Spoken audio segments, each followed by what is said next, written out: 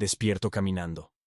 Mis botas crujen sobre la nieve endurecida, cada paso perfectamente medido, rítmico, como si mi cuerpo conociera el camino sin necesidad de mis ojos. El frío de enero muerde mi rostro, pero no tiemblo. No puedo temblar. Mis brazos cuelgan firmes a los costados. Mi espalda está recta, mi mentón elevado. Estoy marchando. Y no recuerdo haber salido de la tienda. La niebla de Teruel es espesa esta madrugada, tan densa que apenas distingo mis propias manos cuando las levanto frente a mi cara. Pero sigo avanzando, un pie delante del otro. Izquierda, derecha, izquierda, derecha. Algo en mi mente insiste en que debo continuar, que hay un lugar al que debo llegar, una orden que debo cumplir. Entonces escucho el clic. Es un sonido pequeño, casi inaudible bajo el viento que aúlla entre las rocas, pero lo reconozco instantáneamente. He escuchado ese sonido demasiadas veces en estos 3 años de guerra. Es el mecanismo de una mina terrestre, activándose bajo mi peso. El terror me golpea como agua helada. Mi cuerpo se congela, pero no por elección. Simplemente se detiene, como si alguien hubiera cortado los hilos que controlaban a una marioneta. Mis ojos se abren completamente. Mi corazón explota en mi pecho, y por primera vez desde que desperté, soy consciente. Estoy en medio del campo minado, a 30 metros del perímetro de seguridad de nuestro campamento, descalzo. ¿Mateo? La voz viene de algún lugar a mi izquierda, amortiguada por la niebla. Reconozco el acento andaluz de Javier Cristóbal, uno de los guardias nocturnos. Suena aterrado. No te muevas, susurro, mi voz saliendo temblorosa. Estoy sobre una mina. Silencio. Largo. Terrible. Luego escucho pasos apresurados alejándose, gritos distantes, el caos repentino de hombres despertando. Permanezco inmóvil, sintiendo el metal frío bajo mi pie derecho, preguntándome cuánta presión se necesita para que el resorte ceda completamente, preguntándome si tendré tiempo de sentir algo cuando explote. La niebla se arremolina a mi alrededor, y por un instante, juro ver una figura, alta, inmóvil, observándome desde la oscuridad, pero cuando parpadeo, no hay nada. Solo blanco. Solo frío. Pasan 10 minutos, quizás 15, es imposible saber. El tiempo se deforma cuando estás parado sobre tu propia muerte. Finalmente, el capitán Vicente Torrance emerge de la niebla con 3 hombres. Su rostro curtido por la guerra muestra más furia que preocupación. Lleva el uniforme impecable incluso a las 3 de la madrugada. Cada botón abrochado, cada pliegue perfecto. Es un hombre que cree que la disciplina puede vencer cualquier cosa, incluso el invierno, incluso los fantasmas. Brennan. Dice mi apellido como si fuera una acusación. ¿Puedes explicarme qué demonios haces en el campo minado? No lo sé, capitán. ¿No lo sabes? Su voz sube una octava. ¿Decidiste dar un paseo nocturno? ¿Querías contemplar las estrellas? Estaba durmiendo. Desperté. Caminando. Torrance me estudia con ojos entrecerrados. Detrás de él, los otros soldados intercambian miradas nerviosas. Uno de ellos, Rafael Santos, el muchacho al que todos llaman el Mudo, desde que una granada le destrozó la garganta en Belchite, me señala frenéticamente, y luego señala hacia el campamento, haciendo gestos que no logro interpretar. ¿Sonambulismo? Torrance escupe la palabra. En 3 años de servicio nunca has... Es el tercero esta semana, capitán, interrumpe Javier, el guardia. Su rostro está pálido. Primero fue Enrique López, luego los hermanos Aguirre, ahora Brennan. Torrance se tensa visiblemente. Los López y los Aguirre estaban borrachos. Se perdieron en la niebla. Encontramos a Enrique a 2 kilómetros de aquí, señor. Arrodillado en la nieve. Congelado. Javier traga saliva. Tenía los ojos abiertos, como si estuviera esperando algo. Suficiente. Torrance alza una mano. No alimentaremos supersticiones. Este campamento se rige por el orden militar, no por cuentos de viejas. Pero puedo ver la tensión en su mandíbula, el modo en que sus dedos tamborilean contra su muslo. Vicente Torrance es muchas cosas. Brutal, inflexible, obsesionado con la jerarquía, pero no es estúpido. Sabe que algo anda mal. Lo sabe desde que encontraron a los hermanos Aguirre 3 días atrás. No solo estaban congelados, Estaban arrodillados en fila perfecta, con las manos sobre los muslos, las espaldas rectas, mirando hacia el norte, como soldados esperando inspección. Cuando los médicos intentaron moverlos, descubrieron que sus rodillas se habían fusionado con el hielo. Tuvieron que romper la tierra congelada para extraerlos, y ambos tenían la misma expresión en sus rostros muertos: alivio. «Voy a sacarte de ahí», dice Torrance finalmente. «No te muevas ni un milímetro. Tardan 40 minutos en desactivar la mina. 40 minutos en los que permanezco más quieto que nunca he estado en mi vida, respirando superficialmente, rezando a un Dios en el que dejé de creer cuando vi a mi primer compañero morir desangrado en el barro de Madrid. Cuando finalmente piso tierra segura, mis piernas ceden.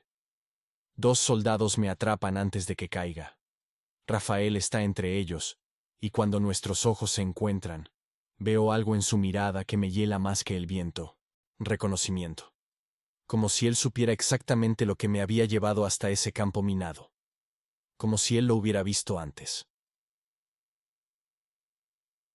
El sol nunca realmente sale en Teruel durante el invierno. Simplemente el negro se vuelve gris, y la niebla cambia de textura. Para cuando regreso a mi tienda, escoltado por 2 guardias, como si fuera un prisionero, el campamento está despierto y el rumor ya se ha esparcido. Mateo Brennan, el ex profesor de historia de Barcelona, el que siempre tiene una explicación racional para todo, caminó sonámbulo hacia el campo minado. Me derrumbo sobre mi catre, todavía temblando. No por el frío, por la memoria. Porque ahora que estoy consciente, ahora que la adrenalina comienza a disiparse, puedo recordarlo. El sueño, o lo que sea que fue. Estaba de pie en un campo de batalla. No este. Uno diferente. Más antiguo. Podía olerlo. La sangre seca. La pólvora quemada. El hedor dulzón de la carne en descomposición. El suelo estaba cubierto de cadáveres, pero ninguno de ellos tenía rostro. Solo cavidades oscuras donde deberían estar sus facciones. Y había alguien conmigo. Un hombre alto, vestido con un uniforme que no reconocí. Vendas quemadas cubrían su cabeza, enrolladas tan apretadamente que no podía distinguir si había piel debajo. Hablaba con voz serena, paternal, casi. «Avanza, Mateo. Ya casi llegamos, ya casi termina». Y yo quería creerle. Dios, cómo quería creerle. Porque estaba tan cansado, tan increíblemente cansado de esta guerra, de este frío, de ver morir a muchachos que deberían estar en universidades, no en trincheras. Entonces me desperté caminando. Alguien raspa la entrada de mi tienda. Me incorporo bruscamente, con el corazón acelerado. Pero es solo Fernando Méndez, el médico del destacamento. Es un hombre menudo, con anteojos redondos y manos que tiemblan desde la batalla del Ebro. «El capitán quiere que te examine», dice, su voz apenas audible. «Estoy bien». No es una petición, Brennan. Es una orden. Me examina en silencio, revisando mis pies descalzos en busca de congelación, iluminando mis pupilas con una linterna, escuchando mi corazón. Sus manos tiemblan más de lo usual. Siento. «¿Has tenido episodios de sonambulismo antes?», pregunta finalmente. «Nunca». «¿Pesadillas?» «Todos las tenemos». No me refiero a las pesadillas normales de guerra. Se quita los anteojos y los limpia nerviosamente. Me refiero a... ¿Has escuchado voces? Me congelo. ¿Qué clase de voces? Fernando no responde de inmediato. Se sienta en el catre frente al mío, de repente pareciendo mucho mayor que sus 32 años. Enrique López vino a verme 2 días antes de desaparecer. Dijo que no podía dormir. Que cada vez que cerraba los ojos, escuchaba a alguien dándole órdenes. Órdenes específicas, precisas, como si fuera su superior. Fernando se frota los ojos. Le dice Dantes. Pensé que era fatiga de combate, estrés. ¿Y los hermanos Aguirre? Pablo me mencionó algo similar, pero no quiso dar detalles. Tenía miedo de que pensara que estaba... Hace una pausa. Perdiendo la razón. ¿Lo estaba? No lo sé, Mateo. Honestamente, ya no sé qué es real y qué no. Fernando se pone de pie, dirigiéndose hacia la salida. Pero si escuchas algo, cualquier cosa, ven a verme de inmediato. No importa la hora. Se va antes de que pueda responder, dejándome solo con mis pensamientos y el frío que se filtra a través de la lona de la tienda. Intento dormir, pero cada vez que cierro los ojos, veo al hombre de las vendas, así que permanezco despierto, observando cómo la luz grisácea se filtra débilmente, escuchando los sonidos del campamento, botas contra la nieve, voces amortiguadas, el crepitar distante de una fogata. Y entonces, justo cuando el reloj marca las 15:47, escucho el grito. Sastra Jinan, y para cuando llego, ya hay una multitud reunida cerca del extremo norte del campamento. Los hombres forman un semicírculo tenso, nadie queriendo acercarse demasiado. El capitán Torrance está en el centro, rígido como una estatua, mirando algo en el suelo. Me abro paso entre los soldados hasta que puedo ver. Es un radio. Uno de nuestros transmisores de campo, específicamente. Está abierto, con los componentes internos expuestos, los cables desconectados, completamente inservible. Y está transmitiendo. La estática llena el aire, interrumpida por ráfagas de algo. No es exactamente código Morse, es más irregular, más orgánico, como si alguien estuviera golpeando el transmisor al ritmo de un corazón. ¿Quién hizo esto? La voz de Torrance corta el murmullo de la multitud. ¿Quién destrozó este equipo? Nadie responde. Es equipo militar. Sabotaje en tiempo de guerra es traición. Sus ojos recorren los rostros de los hombres. Quien lo hizo tiene 10 segundos para identificarse antes de que... El radio chasquea. La estática se detiene abruptamente, y una voz emerge de la bocina. Clara, perfectamente audible, masculina y calmada. Unidad 7, respondan. Todos se congelan. Torrance se arrodilla lentamente junto al transmisor, su rostro perdiendo color. Este radio no tiene batería, susurra. Los cables de alimentación están cortados, no puede... Unidad 7, confirmen posición. ¿Quién es este? Torrance agarra el micrófono, aunque está desconectado. Identifíquese inmediatamente. La voz no responde. En su lugar, Intusminto continúa hablando, pero ahora las palabras se vuelven extrañas. Desarticuladas. Coordenadas norte-norte-este. Avancen al amanecer, sin prisioneros. Javier, el guardia que estuvo conmigo esta madrugada, da un paso atrás. Esas son órdenes de 1937, de la batalla de Brunete. Yo estuve ahí. Recuerdo esas órdenes exactas. Sin prisioneros. Sin piedad. Solo obediencia. Apágalo, ordena Torrance. Apaguen esa maldita cosa. 2 soldados se abalanzan sobre el transmisor, arrancando los últimos cables conectados, aplastando la bocina contra el suelo. El plástico se agrieta. Los componentes internos se esparcen por la nieve, pero la voz continúa. No desde el radio destruido. Desde en todas partes y en ninguna parte a la vez, como si la niebla misma estuviera hablando. Sigo marchando. Sigo marchando. Ya no hay órdenes. Solo obediencia. Rafael de repente se adelanta, sacando su pequeña libreta, la que usa para comunicarse desde que perdió la voz. Escribe frenéticamente y se la muestra a Torrance. El capitán lee, y su rostro se transforma. El color drena completamente de sus mejillas. ¿Qué dice? Pregunto acercándome. Torrance me entrega la libreta con manos temblorosas. La escritura de Rafael es apresurada, casi ilegible, pero las palabras son claras. Lo he visto, todas las noches a las 03:15. Camina entre las tiendas. Está buscando a alguien. Pronto encontrará a quien busca. Debajo, Rafael ha dibujado algo. Una figura alta, de espaldas anchas, con la cabeza envuelta en algo que podría ser vendas, o podría ser niebla, y donde debería estar su rostro, solo hay vacío. La voz finalmente se desvanece, dejando solo el silencio y el viento. Torrance mira a su alrededor, a los rostros de sus hombres, soldados endurecidos que han visto 3 años de horror, que han sobrevivido bombardeos y asaltos, pero que ahora lucen como niños asustados. Regrese a sus puestos, ordena, pero su voz carece de su autoridad usual. Esto es, un mal funcionamiento técnico, interferencia de radio, nada más. Nadie se mueve. He dado una orden.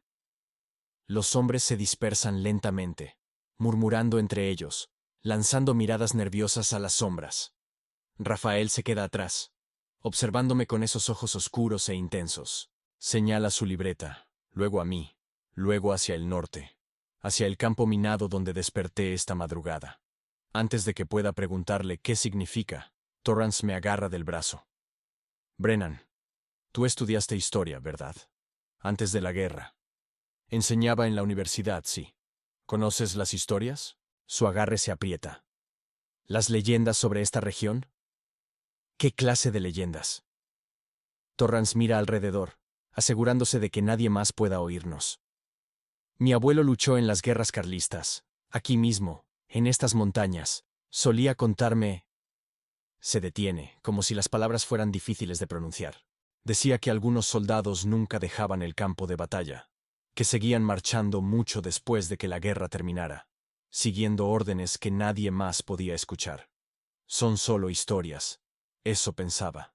Suelta mi brazo. Pero 3 hombres han desaparecido en 4 días, Brennan. Todos reportaron lo mismo, y a voces, órdenes, y ahora ese maldito radio. Se interrumpe cuando otro soldado se acerca corriendo, sin aliento. Capitán, hay alguien viniendo por el camino sur. Un sacerdote. Dice que fue enviado por el alto mando. Torrance frunce el ceño. ¿Un sacerdote? ¿Para qué demonios necesitamos un sacerdote? Pero yo ya sé la respuesta. Lo supe en el momento en que escuché esa voz saliendo del radio muerto. No enviaron a un sacerdote, enviaron a un exorcista. El padre Damián Loomis llega al campamento justo cuando la tarde se desvanece en otro crepúsculo gris. Es más joven de lo que esperaba, tal vez cerca de 40, con cabello oscuro apenas tocado por el gris y ojos que han visto cosas que ningún libro sagrado puede explicar. Lleva la vestimenta clerical estándar bajo un abrigo militar pesado. Pero hay algo en su postura. La forma en que sus ojos recorren el campamento, catalogando, evaluando, que sugiere que está acostumbrado a enfrentar más que almas perdidas. Torrance lo recibe personalmente, y aunque el capitán mantiene su compostura militar, puedo ver la tensión en sus hombros. Padre Loomis, no esperábamos. Estoy seguro de que no. La voz del sacerdote es profunda, con un acento que no puedo ubicar completamente. Pero el alto mando tiene sus razones para enviarme. ¿Qué razones serían esas? Las mismas razones por las que ha perdido 3 hombres en circunstancias inexplicables. El rostro de Torrance se endurece. Eso es información clasificada, como... Capitán Torrance. Loomis lo interrumpe suavemente. Este no es el primer destacamento que experimenta estos fenómenos. Y no será el último. Hay cosas en estas montañas que preceden a su guerra, que preceden a todas nuestras guerras. Me acerco antes de poder detenerme. ¿Ha visto esto antes, padre?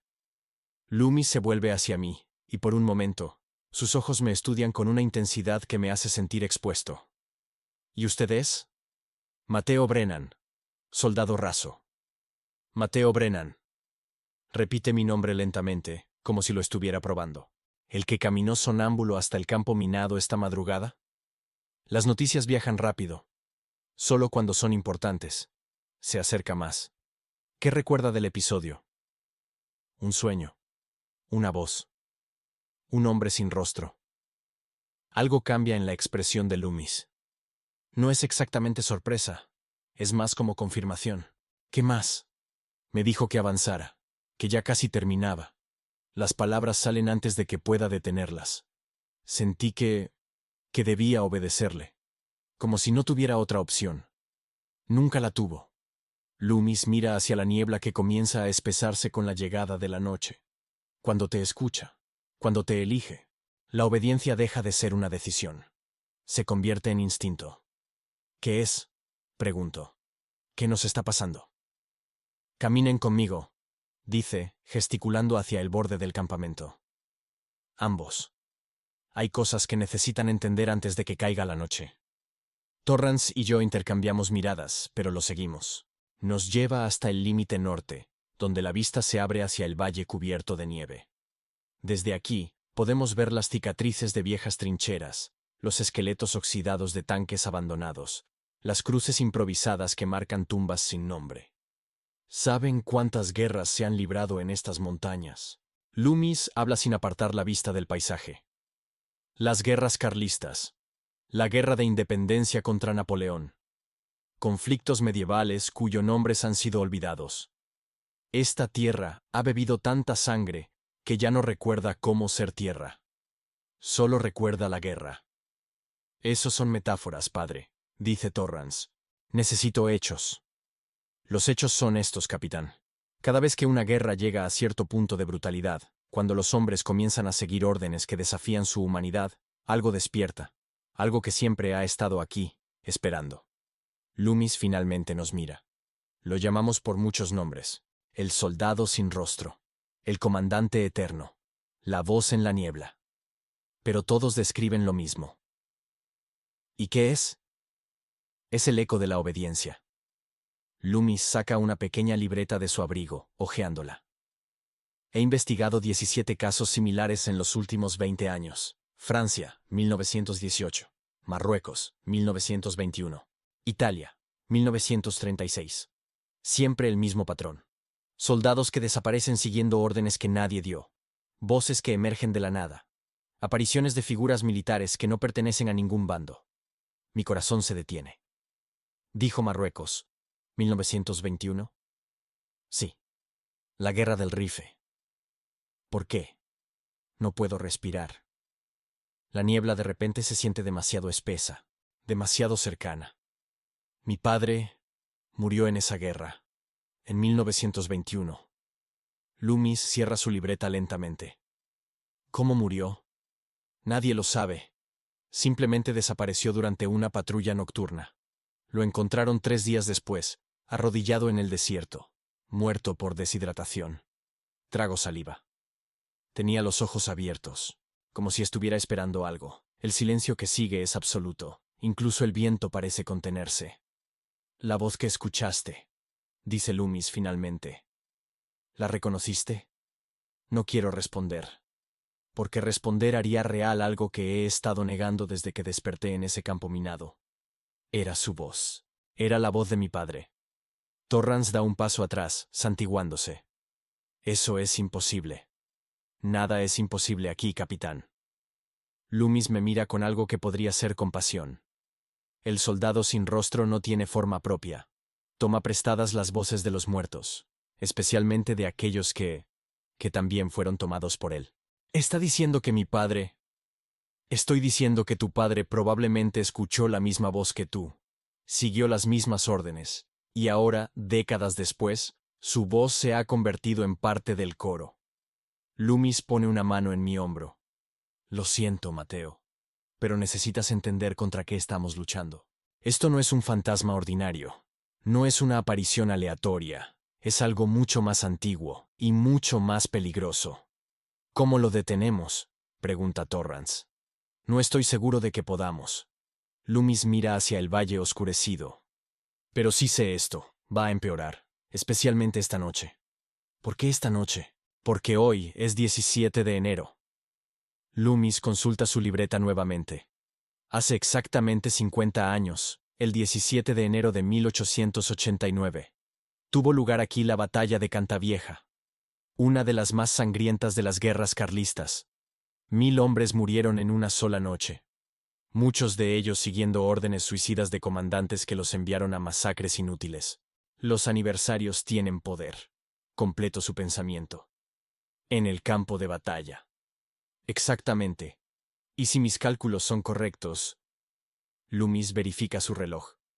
En aproximadamente 9 horas, a las 03:15 de la madrugada, el velo estará en su punto más delgado. Esa es la hora en que la batalla alcanzó su punto culminante. Es cuando el soldado sin rostro tendrá más fuerza. ¿Qué pasará entonces? Llamará. Loomis guarda su libreta. Y esta vez, no llamará solo a 1 o 2 hombres, llamará a todos los que puedan escucharlo. Todos los que hayan seguido órdenes que nunca deberían haber sido dadas. Todos los que carguen con culpa que no se atreven a nombrar. Mira directamente a Torrance cuando dice esto último, y veo cómo el capitán se tensa. Necesito preparar protecciones, continúa Loomis. Sal bendecida alrededor del perímetro. Oraciones específicas. Y necesito que nadie, absolutamente nadie, esté solo esta noche. ¿Eso funcionará?, pregunto. Honestamente no lo sé. Su franqueza es aterradora. Nunca he enfrentado algo de esta magnitud en un aniversario tan significativo. Pero es todo lo que tenemos. Regresamos al campamento en silencio. El sol finalmente se ha rendido por completo, dejando solo la oscuridad y la niebla. Las fogatas del campamento parecen débiles, insuficientes contra la negrura que nos rodea. Rafael me está esperando cerca de mi tienda. Tan pronto como me ve, comienza a escribir furiosamente en su libreta.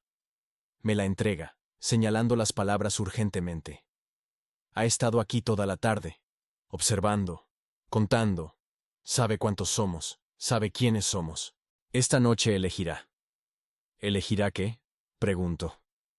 Rafael me mira, y hay tal terror en sus ojos que casi retrocedo. Escribe una sola palabra más. Todo. Antes de que pueda preguntarle qué significa, el transmisor de comunicaciones del campamento cobra vida. Pero esta vez no es estática. Es música, una marcha militar. Antigua, distorsionada, como si alguien estuviera reproduciendo un disco rayado de hace un siglo. Y debajo de la música, apenas audible, una voz canta. No son palabras en español. Ni siquiera estoy seguro de que sean palabras en absoluto. Pero cada hombre en el campamento se detiene, girando hacia el sonido, como si una cuerda invisible acabara de enrollarse alrededor de sus cuellos. La canción termina abruptamente. Y en el silencio que sigue, todos escuchamos la misma cosa.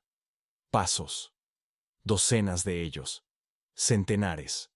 Marchando en perfecta sincronía, viniendo desde todas direcciones a la vez.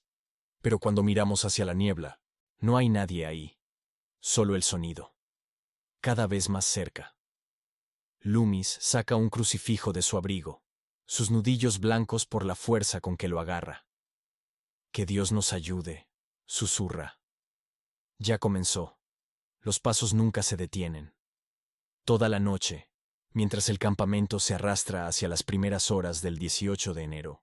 Los escuchamos, marchando en círculos perfectos alrededor de nuestro perímetro. Nunca acercándose, nunca alejándose.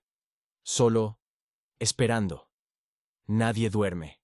¿Cómo podríamos? Torrance ordenó que todos los hombres permanecieran en grupos de 3, con las fogatas encendidas y las armas cargadas. Aunque todos sabemos que las balas no detendrán lo que está ahí afuera. El padre Loomis pasó las últimas 4 horas trazando líneas de sal alrededor de las tiendas principales, murmurando oraciones en latín que no entiendo pero que suenan desesperadas.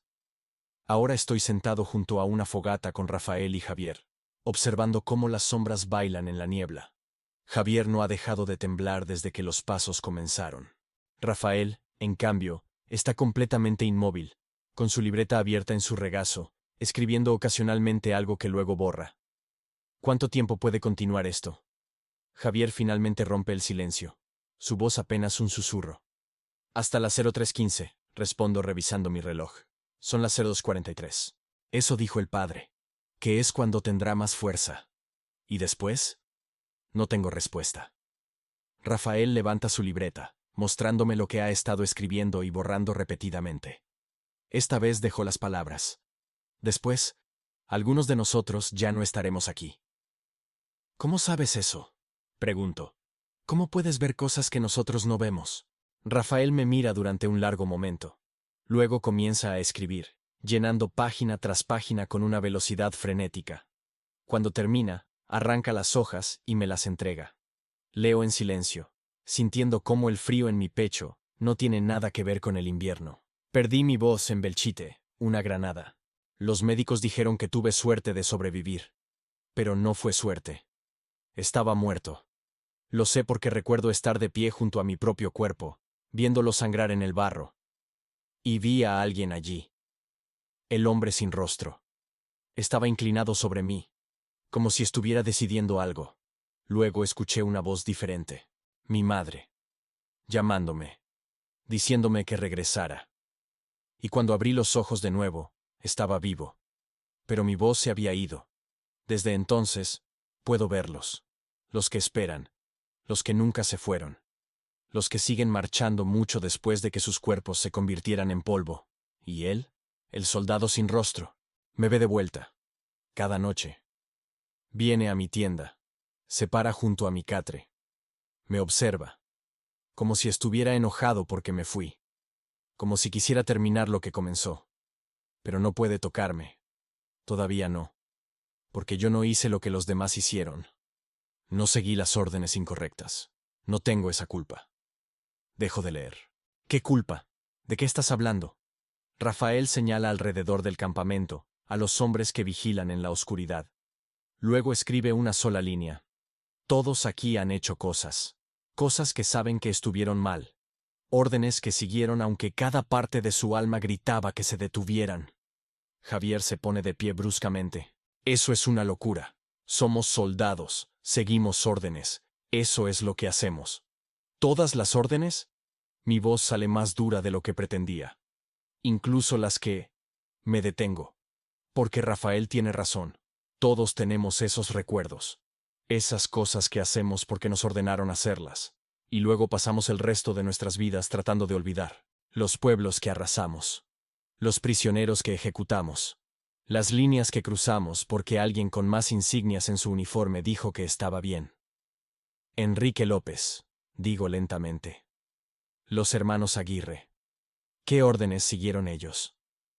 Javier se sienta de nuevo, enterrando su rostro en sus manos. Y entonces, Enrique estaba en la unidad que limpió Vallecas. Órdenes de Torrance, sin supervivientes. Ni siquiera... Su voz se quiebra. Había niños, Mateo. Enrique nunca fue el mismo después de eso. ¿Y los Aguirre? Eran francotiradores. Buenos, demasiado buenos. Javier levanta la vista. Torrance los usaba para... eliminaciones. No en combate, en pueblos. Cualquiera sospechoso de simpatizar con el otro bando. Alcaldes, maestros, sacerdotes. Rafael asiente, escribiendo rápidamente. Y ahora la voz los llamó. Uno por uno. Porque él no es solo un fantasma. Es el peso de lo que hicimos. Es la obediencia convertida en monstruo. Los pasos alrededor del campamento de repente cambian de ritmo. Más rápidos, más cercanos. Son las 02:58, susurro mirando mi reloj. El padre Loomis emerge de la tienda de Torrance, con el rostro pálido. Nos hace señas urgentemente. Necesito que vengan, ahora. Dentro de la tienda de comando, Torrance está sentado detrás de su escritorio improvisado, con un vaso de whisky en la mano temblorosa. Loomis está de pie junto a él, con esa expresión que he aprendido a reconocer en los rostros de los sacerdotes, la que significa que han escuchado una confesión que desearían no haber escuchado. Cierra la entrada, ordena Torrance cuando entramos. Su voz es hueca. Javier obedece, atando la lona con dedos torpes. Rafael y yo nos quedamos de pie, esperando. El capitán tiene algo que contarles, dice Loomis. Algo que contextualiza nuestra situación. Torrance bebe el resto de su whisky de un trago. Vallecas, enero de 1938. Recibí órdenes directas del alto mando. La aldea estaba proporcionando refugio a elementos subversivos. Debía ser neutralizada. Hace una pausa. Neutralizada. Esa fue la palabra que usaron, como si pudiera hacer limpia una masacre con terminología militar. Ya sabemos sobre Vallecas, digo. No, no lo sabes. Torrance me mira, y por primera vez veo algo roto en esos ojos. Nadie sabe. Porque el informe oficial dice que Vallecas fue abandonado antes de nuestra llegada. Que no hubo bajas civiles. Que simplemente aseguramos un pueblo vacío. Pero no estaba vacío, completa Loomis. No lo estaba. Había 200 personas. Ancianos, mujeres, niños. La voz de Torrance se quiebra. Y yo di la orden. Porque esas eran mis instrucciones. Porque eso es lo que hacen los buenos soldados. Obedecen. El silencio en la tienda es absoluto. Enrique López se negó al principio, continúa Torrance. Dijo que no dispararía a civiles. Así que le puse mi pistola en la cabeza y le pregunté si prefería unirse a ellos. Una lágrima corre por su mejilla curtida. Y él obedeció. Como todos obedecieron. Porque eso es lo que les enseñamos. A seguir órdenes sin importar qué. Los hermanos Aguirre, agrego. Las eliminaciones que realizaron. Todas por mis órdenes. Torrance llena su vaso nuevamente. Y una docena más.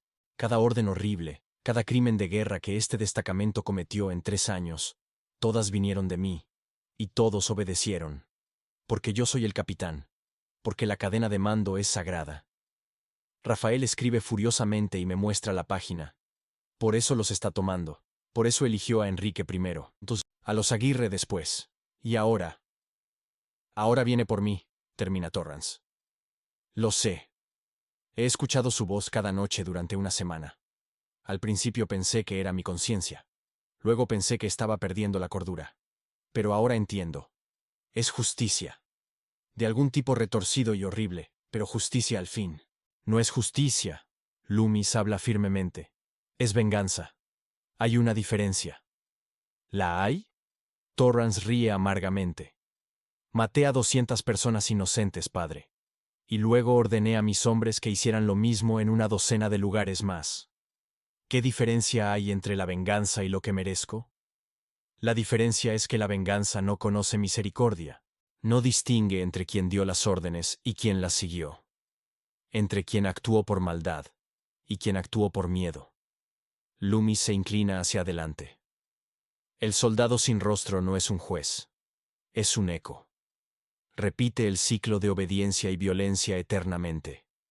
Y si te toma esta noche, no será el final, solo será el comienzo, porque entonces tu voz se unirá al coro, y llamarás a otros, y el ciclo continuará. Entonces, ¿qué propone? Pregunto. ¿Cómo rompemos el ciclo? No estoy seguro de que podamos. Loomis saca su crucifijo. He intentado exorcismos antes, en Francia, en Italia. Ninguno funcionó, porque esto no es una posesión demoníaca. No es algo que pueda ser desterrado con oraciones y agua bendecida. Entonces, ¿para qué estás aquí? La voz de Javier es acusadora. Estoy aquí porque... Loomis se detiene, eligiendo sus palabras cuidadosamente. Porque yo también cargo culpa. Y necesito entender si hay redención posible, o si todos estamos condenados a convertirnos en ecos.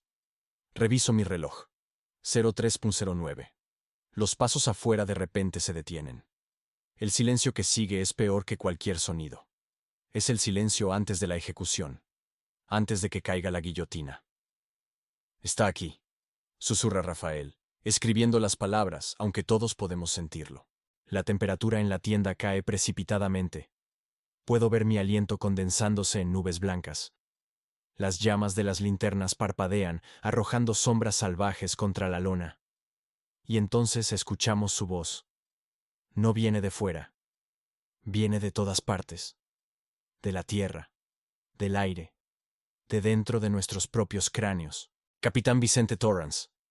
La voz es tranquila, paternal, exactamente como la recuerdo de mi sueño. Pero ahora hay algo más en ella. Un coro de otras voces susurrando debajo. Cientos de ellas. Miles. Torrance se pone de pie lentamente, su rostro completamente blanco. Es hora. Su regimiento lo espera. No, dice Loomis, colocándose entre Torrance y la entrada de la tienda. No irás. Usaremos las protecciones, las oraciones. Padre Damián Loomis. Loomis se congela. ¿Cree que sus oraciones lo protegerán? ¿Después de lo que hizo en Guernica? ¿Guernica? Torrance mira al sacerdote. ¿Qué hizo en Guernica? El rostro de Loomis se descompone. Yo estaba asignado a un hospital. Cuando comenzó el bombardeo, había decisiones que tomar. Sobre quién salvar primero, sobre quién tenía más probabilidades de sobrevivir. Mentiroso. La voz ahora suena furiosa. No tomó decisiones médicas. Tomó decisiones políticas. Los simpatizantes nacionalistas al otro, y cuando el fuego se extendió, solo salvó a uno de los lados. No es así, Loomis protesta débilmente. Yo traté de salvarlos a todos. Dejó que 53 personas ardieran vivas porque estaban del lado equivocado. Y luego rezó por ellos, como si eso compensara lo que había hecho. Loomis cae de rodillas. Lo siento, Dios, lo siento mucho. Las disculpas no devuelven a los muertos, padre. Solo los unen a nosotros. Miro a Rafael, esperando que escriba algo, que ofrezca alguna explicación.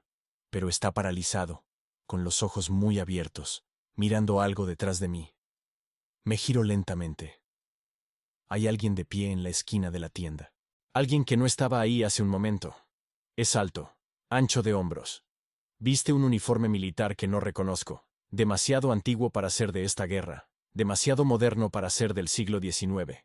Y su cabeza está envuelta en vendas quemadas, enrolladas tan apretadamente que no puedo ver si hay rostro debajo. Pero puedo sentir sus ojos. Dios, puedo sentirlos, mirándome, pesándome, juzgándome. Mateo Brennan. Mi nombre en su voz suena como una sentencia de muerte. Hijo de Gabriel Brennan, quien marchó conmigo en 1921, quien todavía marcha conmigo. Mi padre no era como ellos, logró decir, aunque mi voz tiembla. Era un buen hombre. Era un hombre obediente, lo que significa que era como todos los demás. El soldado sin rostro se mueve, y es el movimiento más antinatural que he visto. No camina, se desliza, como si el espacio entre donde estaba y donde está ahora simplemente dejara de existir. Ahora está directamente frente a mí. Su padre recibió órdenes de ejecutar prisioneros desarmados, y obedeció. Recibió órdenes de quemar poblados, y obedeció. Recibió órdenes de marchar hacia el desierto sin agua, porque su comandante decidió que era una forma efectiva de castigar la desobediencia. Se inclina más cerca. Puedo oler a pólvora quemada, a sangre seca, a tierra de tumbas. Y cuando lo llamé, cuando le ofrecí descanso del calor y la sed, obedeció esa orden también. ¿Cómo obedecerá usted? No, susurro. No soy como ellos. No. ¿Nunca ha seguido una orden que sabía que estaba mal?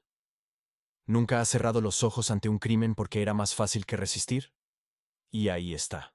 La memoria que he estado enterrando durante 2 años. El pueblo de Cifuentes, mayo de 1937. Órdenes de Torrance de registrar casas en busca de armas. Pero yo estaba ahí. Vi lo que realmente pasó. Vi a los soldados tomar más que armas. Vi las miradas en los rostros de las mujeres. Escuché los gritos desde los sótanos. Y no hice nada. Porque era solo un soldado raso. Porque no era mi responsabilidad. Porque si hubiera intentado detenerlos, probablemente me habrían matado también. Porque obedecí el silencio. Ahora lo ve. El soldado sin rostro se endereza, volviéndose hacia todos nosotros. Todos ustedes lo ven.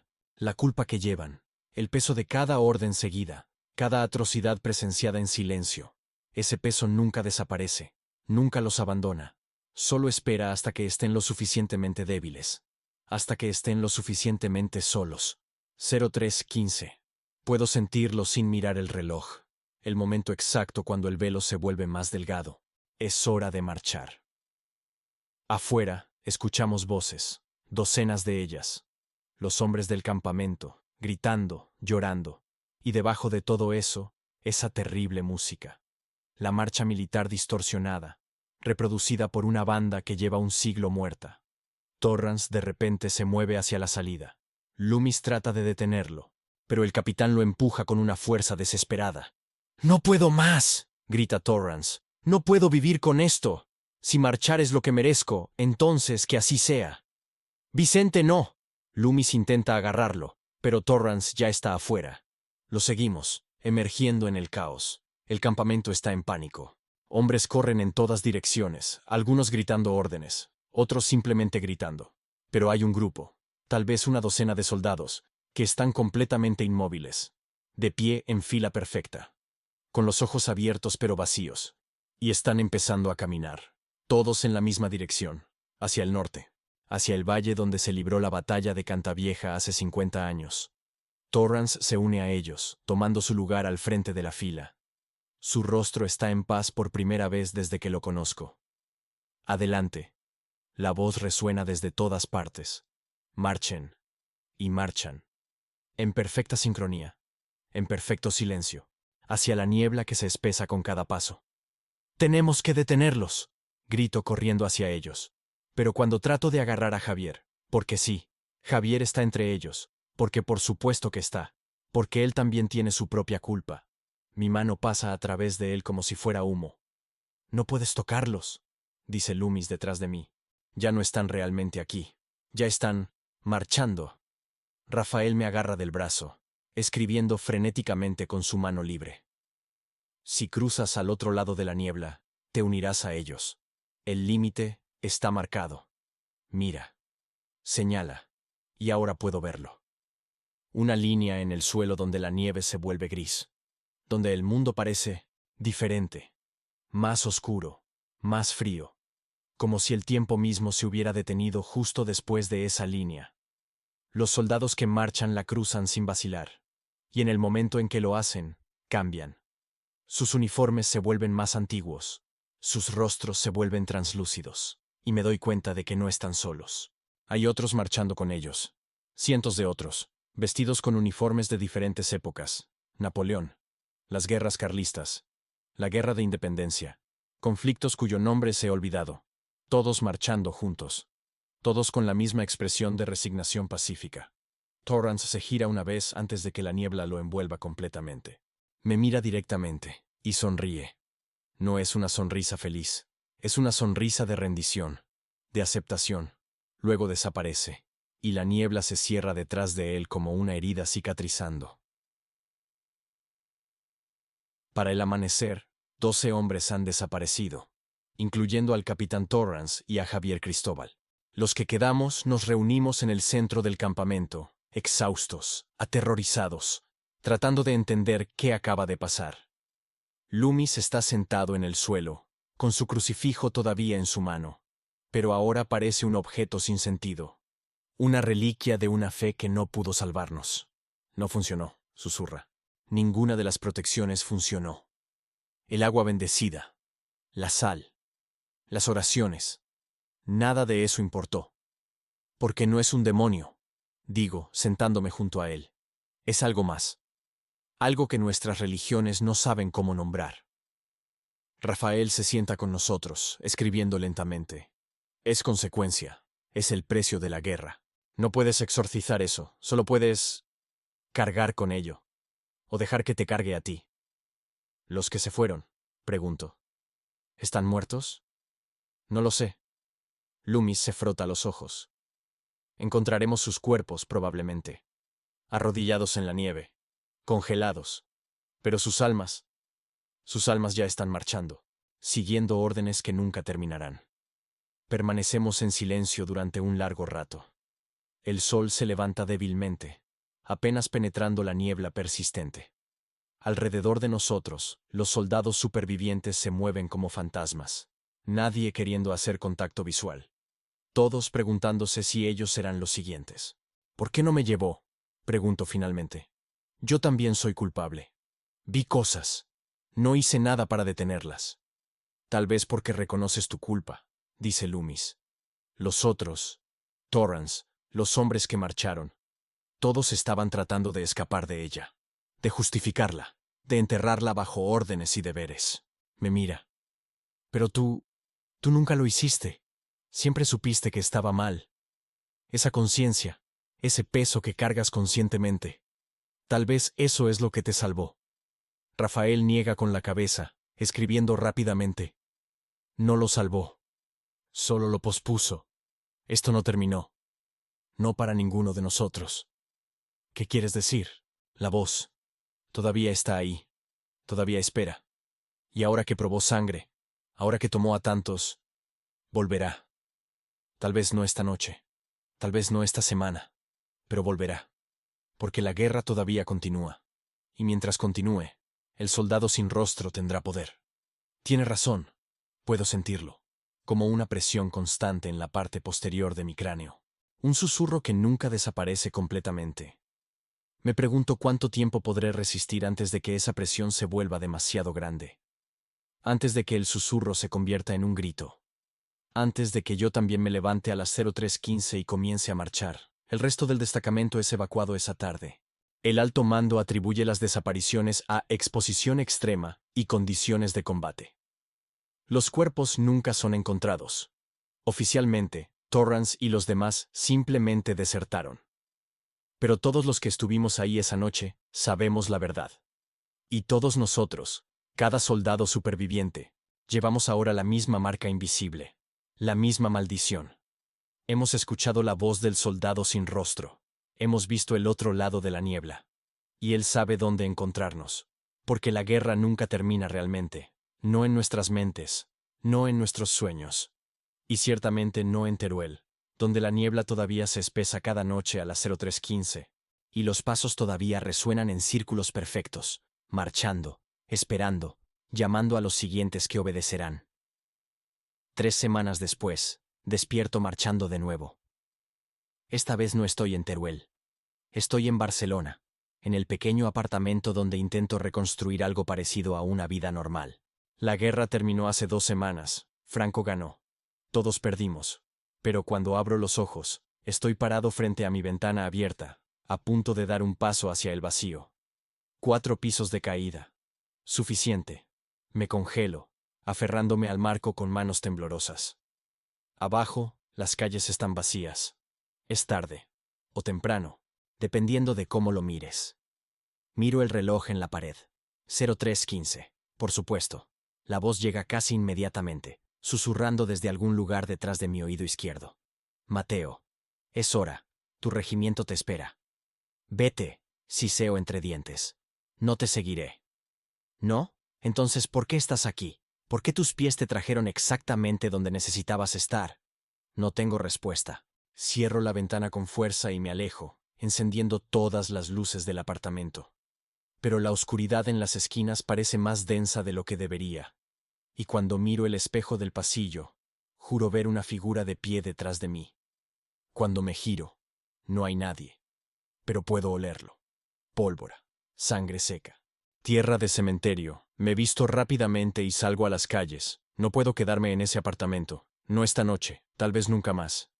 Barcelona está diferente bajo el nuevo régimen, más silenciosa, más temerosa. Los carteles republicanos han sido arrancados, reemplazados por propaganda franquista. Las calles que una vez vibraban con canciones revolucionarias, ahora están muertas después del toque de queda. Camino sin destino, tratando de poner distancia entre yo y esa ventana abierta. Entre yo y la voz que nunca realmente se detiene. Que siempre está ahí, justo en el borde de mi conciencia, esperando que baje la guardia. Termino en una iglesia pequeña en el barrio gótico. Las puertas están abiertas. Uno de los pocos lugares que permanecen abiertos toda la noche ahora. Entro, esperando encontrar refugio. Santuario. El padre Damián Loomis está arrodillado frente al altar. Me congelo en la entrada. No lo he visto desde Teruel. Desde que el campamento fue evacuado, y todos fuimos dispersados como hojas en el viento. Luce peor que la última vez. Más delgado. Más quebrado. Sus manos tiemblan visiblemente mientras sostiene un rosario. Mateo. Dice sin voltear, como si hubiera estado esperándome. También te llamó esta noche. No es una pregunta. ¿Cómo lo supiste? Porque a mí también. Finalmente se vuelve, y sus ojos están hundidos, rodeados de sombras oscuras. Todas las noches a las 03:15, puntual como un reloj, me llama, me ordena, me recuerda lo que hice. Me siento en el banco más cercano, sintiendo el peso de semanas sin dormir adecuadamente. ¿Por qué estamos aquí, padre? ¿Por qué sobrevivimos cuando los otros no sobrevivimos? Loomis se levanta, acercándose. Todavía estamos muriendo. Solo que más lento. Él nos está dejando sentir cada momento, cada segundo de culpa, hasta que finalmente no podamos soportarlo más. Tiene que haber una forma de detenerlo. He intentado todo. Loomis se sienta frente a mí. Exorcismos, penitencias. He confesado mis pecados a una docena de sacerdotes. He rezado hasta que mi voz se quebró. Nada funciona. Porque Él no es algo que puedas expulsar. Es parte de nosotros ahora. ¿Y simplemente nos rendimos? ¿Esperamos hasta que nos volvamos locos y caminemos hacia la muerte? No lo sé. Su honestidad es desgarradora. Pero hay algo que descubrí, algo en los archivos de la Iglesia, sobre casos similares a lo largo de la historia. ¿Qué? Solo un hombre logró romper el ciclo, un soldado de las guerras napoleónicas. También escuchó la voz, también fue llamado a marchar. Loomis se inclina hacia adelante. Pero en lugar de obedecer o huir, hizo algo diferente. Regresó al campo de batalla. Enfrentó directamente al soldado sin rostro. Y se negó. ¿Se negó? Cuando la voz le ordenó marchar, simplemente dijo no. No huyó. No se escondió. Se paró firme y se negó a obedecer. Y el soldado sin rostro se desvaneció. Parcialmente. Se debilitó. ¿Qué le pasó al soldado? Sobrevivió. Pero el documento dice que nunca fue el mismo. Que cargó el peso de esa negación por el resto de su vida. Como una cicatriz que nunca sanó completamente. Esa cosa de nuevo y simplemente negarme. ¿Crees que funcionaría para nosotros? No lo sé. Pero la alternativa es esperar hasta que nos tome. Y prefiero morir luchando que marchar obedientemente hacia mi propia ejecución. Antes de que pueda responder, la temperatura cae tan bruscamente que puedo ver mi aliento. Loomis se pone pálido. No. No aquí. Esto es suelo sagrado. ¿Cree que eso importa? La voz llena la iglesia, resonando desde las piedras antiguas. Y ahí está, de pie junto al altar, junto al... No hay refugio de mí, Padre. No en sus iglesias, no en sus oraciones, no en ninguna parte. Se mueve hacia nosotros, y puedo ver ahora que las vendas alrededor de su cabeza están manchadas. No de sangre, de algo más oscuro, como si hubieran absorbido siglos de sufrimiento. Hable. ¿Qué quieres de nosotros? Exijo, poniéndome de pie. Lo mismo que quiero de todos. Obediencia, rendición, reconocimiento de que nunca fueron más que herramientas, armas apuntadas y disparadas por manos más poderosas. Éramos más que eso. ¿Por qué siguieron órdenes que sabían que estaban mal? Porque no teníamos elección. Siempre hay elección. Siempre hubo elección. Se inclina más cerca, y finalmente puedo ver a través de las vendas. No hay rostro debajo, solo oscuridad. Vacío. Significa enfrentar consecuencias. Significa estar solo. Significa cargar el peso de esa decisión. Y ustedes prefirieron el peso de la obediencia. Porque es más fácil compartir la culpa entre muchos que cargarla solo. Tiene razón. Dios tiene razón. Y esa es la parte más terrible, sí. ¿Víctimas o perpetradores? Ambos, siempre ambos. Esa es la naturaleza de la guerra. Todos son víctimas. Todos son culpables. Y todos marchan eventualmente. No. Digo, sorprendiéndome a mí mismo con la firmeza en mi voz. No marcharé. El soldado sin rostro se detiene. ¿Qué? Dije que no. Doy un paso hacia él, no alejándome. Oí tu voz. Casi obedecí. Pero ahora entiendo. No eres mi comandante. No eres mi superior. Eres solo un eco. Una cicatriz de guerras pasadas. Y no te debo obediencia. Tu padre pensó lo mismo, al principio. Mi padre estaba solo, yo no. Miro a Loomis. Estamos juntos en esto, y juntos nos negamos. Loomis se levanta lentamente, comprendiendo. Nos negamos, repite, su voz ganando fuerza. No marcharemos, no obedeceremos. No más. El soldado sin rostro retrocede, y por primera vez, parece incierto. No pueden negarse. He existido por siglos, rotos. Tal vez, digo. Pero somos dos hombres rotos que elegimos romperse de manera diferente. Que eligieron cargar su culpa conscientemente en lugar de marcharla inconscientemente. Eso no los absolverá. No estamos buscando absolución. Loomis se acerca parado junto a mí. Estamos buscando algo diferente. Responsabilidad, reconocimiento. No huir de lo que hicimos, pero tampoco dejar que eso nos consuma completamente. El soldado sin rostro se tambalea. Literalmente.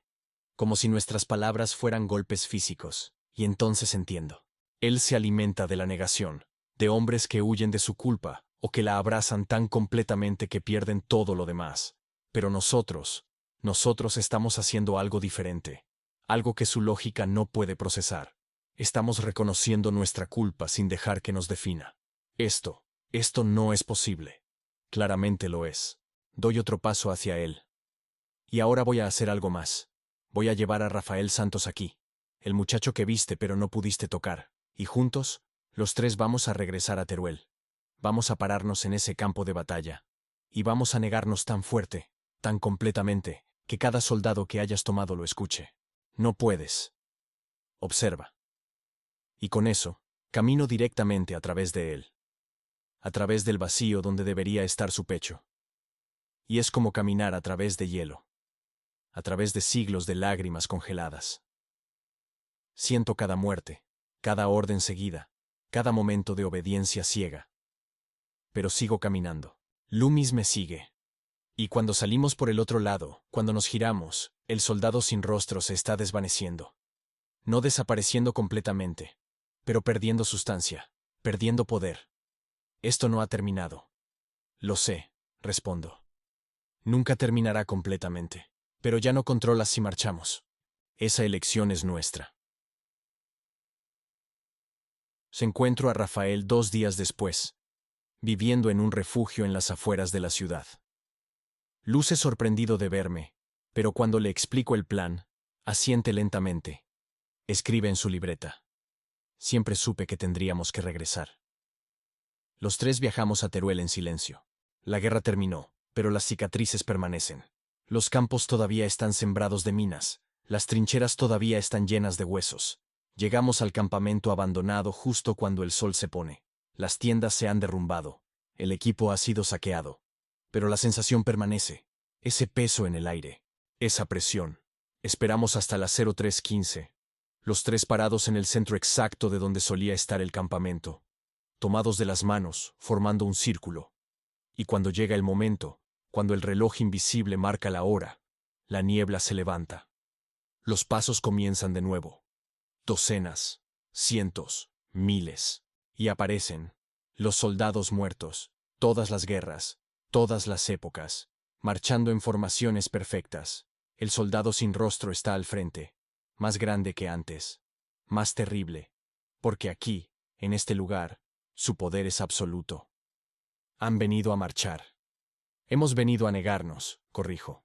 Todos nosotros, en voz alta. Para que cada alma atrapada aquí pueda escuchar que hay otra opción. No hay otra opción, solo hay obediencia o muerte. Entonces elegimos muerte, dice Loomis. Pero muerte con nuestra humanidad intacta. Muerte con nuestras almas todavía propias. Rafael no puede hablar, pero saca su libreta y levanta una página que preparó, escrita en letras grandes. Me niego. Y grita, sin voz, pero con todo su cuerpo. Un grito silencioso de negación tan poderoso que puedo sentirlo vibrar en mis huesos. El soldado sin rostro se tambalea hacia atrás. Y entonces, algo extraordinario sucede. Algunos de los soldados muertos se detienen. No todos. Tal vez 1 de cada 10. Pero se detienen de marchar. Miran alrededor, como si despertaran de un sueño. Y uno por uno se desvanecen. No arrastrados a la oscuridad, simplemente liberados. ¡No! El soldado sin rostro se lanza hacia nosotros, pero Rafael se interpone. El muchacho que murió una vez y regresó. El único verdaderamente inocente entre nosotros. Y cuando el soldado sin rostro lo toca, es él quien retrocede, como quemado. Porque Rafael no carga culpa, solo cicatrices. Y las cicatrices, descubrimos, son diferentes. Las cicatrices sanan. La culpa festeja. La figura comienza a agrietarse. Las vendas se deshacen. Y por primera vez, veo lo que hay debajo. No es un rostro. Es miles de rostros, sobrepuestos, superpuestos. Todos los soldados que alguna vez fueron tomados. Todos gritando silenciosamente. Todos atrapados en obediencia eterna. Los liberaremos, prometo. Puede que no sea hoy. Puede que no seamos nosotros. Pero alguien lo hará. Porque ahora sabemos cómo. Negarse. Elegir. Ser humano incluso cuando la guerra trata de convertirte en máquina. El soldado sin rostro aúlla. Es un sonido que ninguna garganta humana podría hacer. El sonido de siglos de dolor comprimido en un solo momento. Y luego se rompe, no destruido, pero fragmentado, dispersado. Regresado a las sombras de donde vino. La niebla se levanta. Los soldados restantes continúan marchando, pero ahora hay espacios en sus filas. Lugares vacíos donde antes había almas atrapadas. No ganamos. No completamente. Pero tampoco perdimos. Regresamos a Barcelona cuando amanece. Ninguno de nosotros habla sobre lo que pasó. Las palabras se sienten inadecuadas. Loomis regresa a su iglesia. Rafael encuentra trabajo en una imprenta. Y yo intento vivir. Todavía escucho la voz. Cada noche a las 03:15. Todavía me despierto a veces marchando. Pero ahora, cuando sucede, me detengo. Me niego. Elijo. Y cada vez que lo hago, la voz se debilita un poco más. No sé si alguna vez desaparecerá completamente. Sospecho que no. Sospecho que cargaremos esto por el resto de nuestras vidas. Las cicatrices de la guerra no sanan limpiamente. Nunca lo hacen. Pero hemos aprendido algo que el soldado sin rostro nunca entendió. No somos nuestras peores acciones. No somos solo las órdenes que seguimos. Somos también las elecciones que hacemos después. Las veces que decimos no. Las veces que elegimos ser humanos incluso cuando sería más fácil ser máquinas. Años después, visito a Rafael en su taller de impresión. Está casado ahora, con 2 hijos. Todavía no puede hablar, pero ya no necesita su libreta tanto. Ha aprendido otras formas de comunicarse. Me muestra algo que ha estado imprimiendo. Panfletos, contando la historia del soldado sin rostro, advirtiendo a los veteranos sobre la voz, enseñándoles a negarse. ¿Crees que funcionará? Pregunto. Escribe en una página limpia. No salvará a todos, pero salvará a algunos, y algunos es mejor que ninguno. Tiene razón. Esa noche, a las 03:15, me despierto de pie junto a mi ventana, abierta de nuevo, mis pies en el alféizar. Pero esta vez, cuando la voz ordena avanza, respondo diferente. No hoy. Y doy un paso atrás. La voz sisea con frustración, pero se retira. Y yo cierro la ventana, enciendo las luces y me preparo café, porque tengo trabajo que hacer, historias que contar, advertencias que dar. El soldado sin rostro todavía marcha en algún lugar, en algún campo de batalla olvidado, esperando la próxima guerra. Los próximos soldados que olviden que tienen elección. Pero mientras algunos de nosotros recordemos, mientras algunos de nosotros nos neguemos, su poder disminuye. No es victoria, es solo resistencia. Pero a veces, la resistencia es suficiente. A veces, negarse a marchar es la forma más valiente de luchar. Y cada noche a las 03:15, cuando escucho esos pasos en la distancia, me paro firme y susurro las mismas 2 palabras. Me niego. Y sigo vivo para ver otro amanecer.